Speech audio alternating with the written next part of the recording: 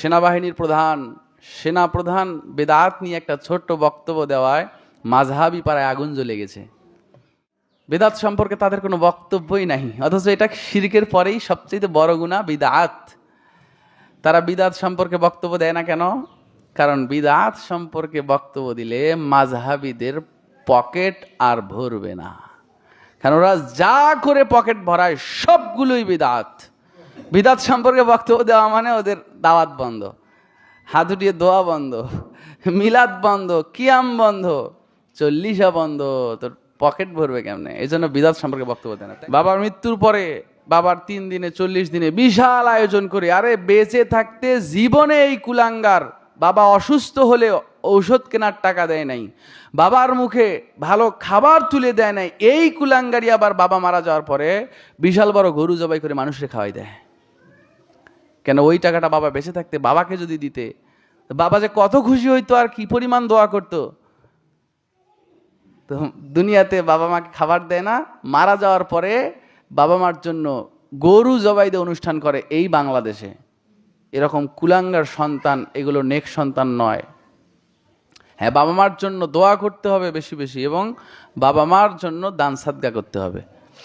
বাবা মার জন্য দান করবেন, এগুলো যাবে কবরে, এর বাহিরে কিচ্ছু যাবে না। কোরআন খতম করায়ও লাভ নাই, ওই 40 দিনে মানুষ ডেকে খাওয়ায়ও লাভ নাই। এগুলো বেদাত। এগুলো কবে বুঝবো আমরা বাংলাদেশের মানুষ জানি না।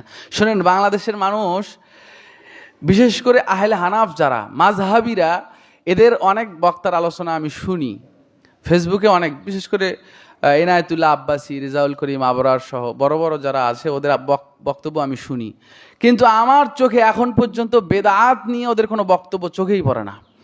অর্থাৎ শিরকের পরেই বাংলাদেশে সবচাইতে বেশি মানুষ যে পাপটা করে সেটার নাম বেদাত। কত প্রকার বেদাত যে সমাজে চালু আছে, মানে বেদাতের উপরে বই লিখতে গেলে আমি দেখেছি, বেদাত সম্পর্কে যতগুলো বই সালাফরা লিখেছেন, বেদাতের মানে কত প্রকার বিদাত যে বাংলাদেশের মানুষ করে, বেদাত সম্পর্কে তাদের কোনো বক্তব্যই নাই, অথচ এটা শিরকের পরেই সবচেয়ে বড় গুনাহ বিদআত। তারা বিদআত সম্পর্কে বক্তব্য দেয় না কেন? কারণ বিদআত সম্পর্কে বক্তব্য দিলে মাযহাবিদের পকেট আর ভরবে না, কারণ ওরা যা করে পকেট ভরায় সবগুলোই বিদআত।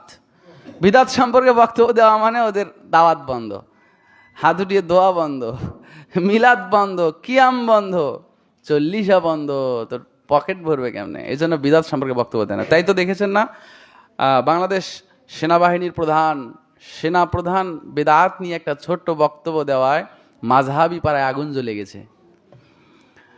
তো আলহামদুলিল্লাহ, আমি দেখেছি, আমি নিজেও দেখেছি, আমার পরিচিত কয়েকজনকে যারা সেনাবাহিনীতে কাজ করে, ইসলাম সম্পর্কে তাদের অনেক ভালো ধারণা এবং তারা সঠিক ইসলাম যাচাই করার চেষ্টা করে, মানার চেষ্টা করে।